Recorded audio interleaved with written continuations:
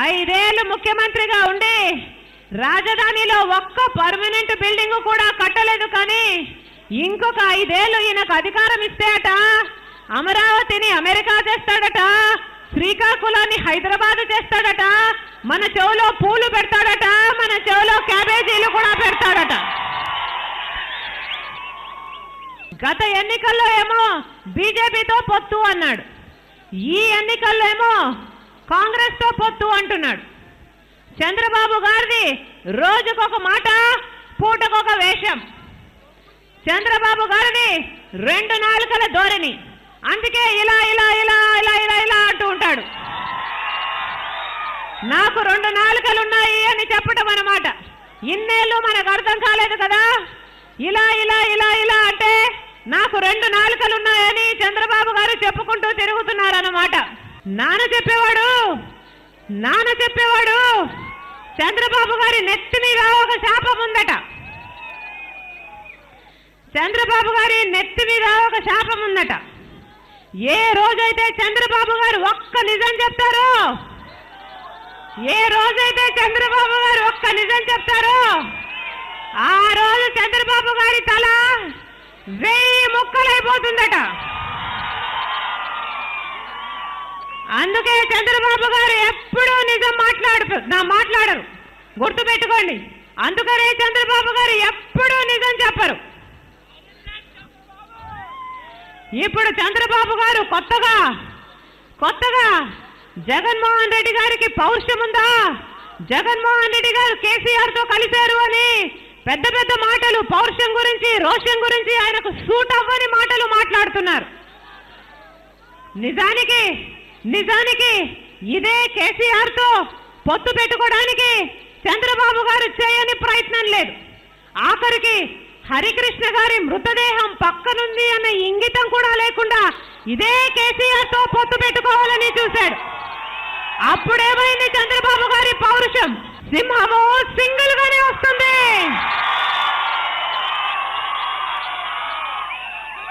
YSR Congress party Jaganmohan Reddy గారు single గానే bumper మెజారిటీతో గెలుస్తారని దేశంలోని అన్ని సర్వేలు చెప్తున్నాయి. సింహము సింగిల్ గానే వస్తుంది, నక్కలే గుంపుగా వస్తాయి. రాజశేఖర రెడ్డి గారి లాగా చెప్పని ప్రతి మేలు, సాధ్యమైన ప్రతి మేలు జగనన్న ప్రజల కోసం చేస్తాడు. ఎందుకంటే ప్రజల గుండె చప్పుడు విన్నాడు. 3600 కిలోమీటర్లు పాదయాత్ర చేశాడు. కోట్ల మంది ప్రజలను కలుసుకున్నాడు. వాళ్ళ కష్టాలను విన్నాడు, తెలుసుకున్నాడు, అర్థం చేసుకున్నాడు. మీకు నాన్నలాగా సేవ చేయాలని ఆశపడుతున్నాడు.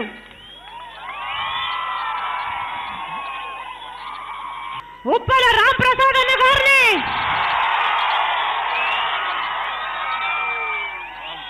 ఉప్పల రాంప్రసాద్ గారిని జ్ఞాపకం చేసుకుంటున్నాం. అన్నకు ఆరోగ్యం బాగలేక కింద బస్సులో కూర్చొని ఉన్నారు. కష్టకాలంలో మాకు తోడున్నారు.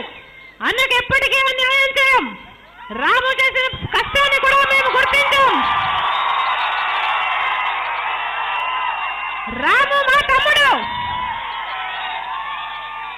తప్పకుండా పైకి తెచ్చుకుంటాం.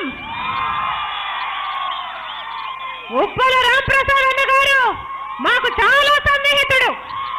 అన్యాయం జరగనీయం. జగనన్న తప్పకుండా న్యాయం చేస్తాడు. ఈ ఎన్నికల్లో రాంప్రసాద్ అన్న, జోగి రమేష్ అన్నతో పాటు, బాలశౌరి అన్నతో పాటు కష్టపడి పనిచేసి వైఎస్ఆర్ కాంగ్రెస్ పార్టీకి గొప్ప మెజారిటీతో గెలిపిస్తారు.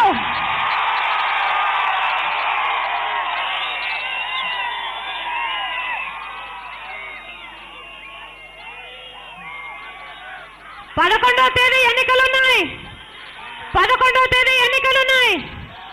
ఓటు వేసే సమయంలో ఒక్కసారి రాజశేఖర రెడ్డి గారిని తలుచుకోండి. ఓటు వేసే సమయంలో ఒక్కసారి రాజశేఖర రెడ్డి గారిని తలుచుకోండి. మీ అమూల్యమైన ఓటును ఫ్యాన్ గుర్తు మీద వేసి జగనన్నను ఆశీర్వదించవలసిందిగా మీకు సేవ చేసిన రాజన్న కూతురిగా ఇదే నా ప్రార్థన. ఫ్యాన్ గుర్తు మీద మీరు వేసే ప్రతి ఓటు రాజన్న